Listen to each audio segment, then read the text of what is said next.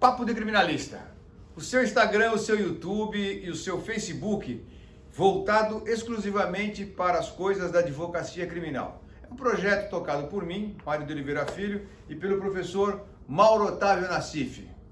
Bom, meus amigos, vamos falar, Mauro, de alegações finais. Ótimo tema. No júri, Mauro. Ótimo tema. No júri.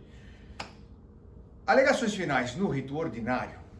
O advogado, naquele momento, Mauro, ele tem que arguir tudo. Nulidades, Mauro. Quais são as nulidades mais famosas no ordinário? Cerceamento de defesa. Por exemplo, Súmula 523 do Supremo Tribunal Federal, vício de citação. Também na hora da audiência, cerceamento de defesa, inversão de pauta, precatórias, deprecata, ou então quando o magistrado ele toma iniciativa de perguntar, não é a hora de perguntar, e juntada de documentos, artigo 231, e cerceamento de defesa total. Juiz e promotor que conduz a resposta, induz a resposta da testemunha, tudo isso tem que ficar consignado em ata, porque senão você preclui no seu direito de alegar essa nulidade futuramente. Portanto, quando acontecer alguma coisa nesse tipo, imediatamente, tanto no rito ordinário quanto no rito do júri, tem que pedir para consignar, requerer para consignar em ata. Se vier com a historinha de que está sendo gravada, é o artigo 367 do Código de Processo Civil, que é aplicado por analogia ao Código de Processo Penal e que garante a parte ter uma ata escrita. E se não constar da ata aquilo que você quer, não assine nada. E depois, Mário, acontece o seguinte, o artigo 571 Sim. do Código de Processo Penal, Famoso. ele estipula que no momento no qual houver a nulidade, naquele momento, o advogado deve suscitá-la. Naquele momento. Exatamente. Muito bem. Então eu já vi na minha carreira o advogado naquele momento querer suscitar e o juiz, doutor, vamos deixar para depois, doutor. Não, é na hora. Mas está no código. Está no código. É que hoje em dia nós temos que nos preocupar não é mais com o Código de Processo Penal brasileiro e nem com o Código Penal, o Código de Processo Penal de cada estado. Não, nós temos que nos preocupar com o Código de Processo Penal de cada juiz. Cada um tem o seu. Mas não é assim. Isto muito por culpa nossa, dos advogados, que deixam a coisa correr porque não quer melindrar o juiz, porque não quer... Enfim, a culpa é nossa.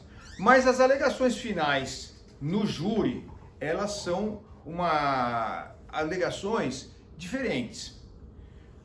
Sim, o advogado é o juiz primeiro da causa. Você tem que saber o que pode e principalmente o que não pode fazer. E ter um prognóstico do que vai acontecer no seu caso.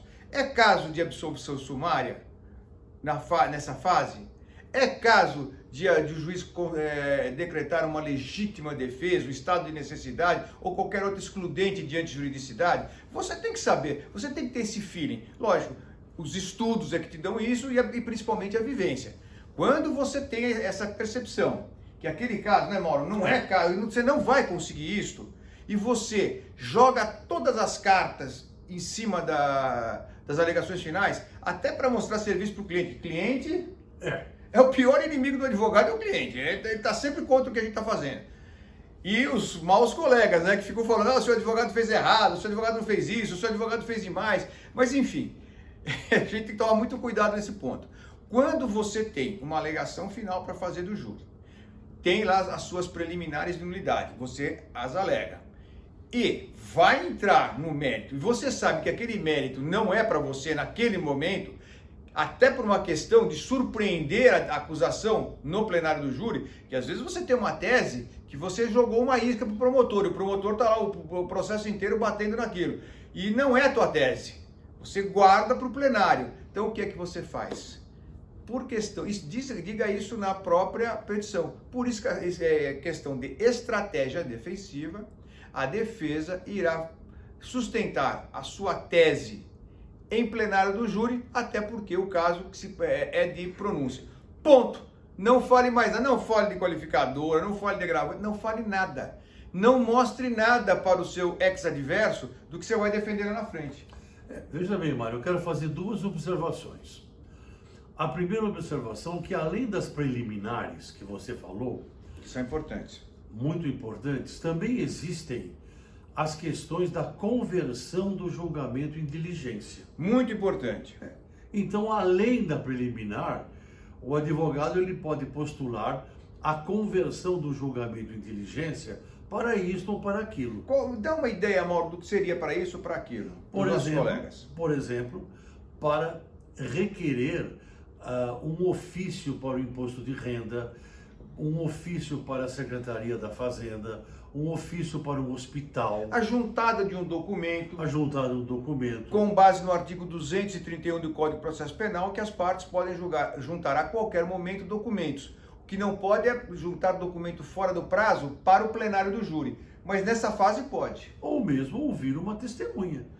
Pode-se pedir requerer uma justificação? Pode. Muito bom. Ó, tudo. Vai ser tema da nossa próxima conversa. Muito bem. Então eu falei duas coisas. A primeira é esta. A segunda coisa, o seguinte, eu já sou um advogado antigo, porque eu vou fazer agora 75 anos de idade.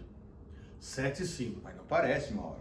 Mas não é pouco, não. Não, eu daria 74. Mauro é um monumento da advocacia criminal.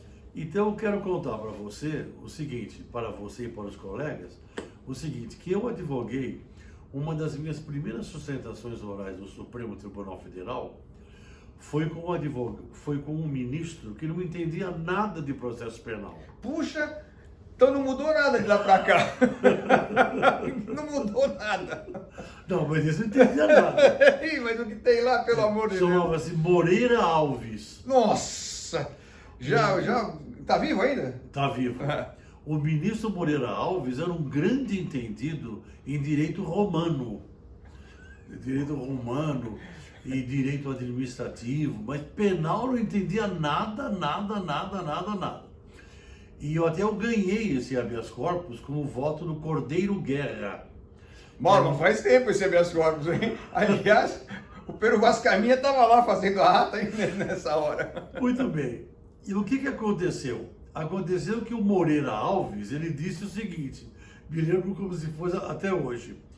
Não, alegações finais do júri, o advogado ele é obrigado a levantar a sua tese, disse o Moreira Alves. Obrigado.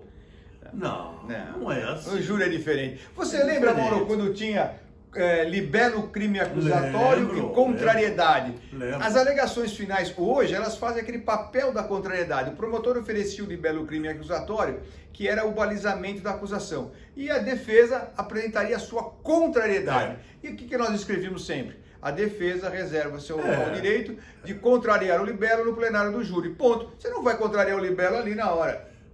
Você mesmo contou, aliás, desculpe mudar um pouquinho só o tema, mas dentro ainda dessa história, dessa maneira de observar, você mesmo observou outro dia que o Luiz Roberto Barroso não entendia do fluxograma da audiência, Sim. Não é isso? No habeas corpus 111, 815, Não entendia. Do artigo 212, ele perguntou lá pro ministro, mas vem cá, diga uma coisa, a juíza tem que perguntar no fim? Aí até o Marco Aurélio achou que ele estivesse brincando. Ele falou, ele falou, estou perguntando para poder me balizar. Ou seja, ele não sabia. Não entra nessa que eles sabem tudo. Quem sabe tudo é advogado, que olha, tem que saber de tudo. Que estuda, exatamente. Meus amigos, é isso aí. Fique atento com essas coisas, não fique jogando pro cliente, para a torcida, jogue para o processo. Tá ok? Papo de Canalice, a gente volta, um grande abraço.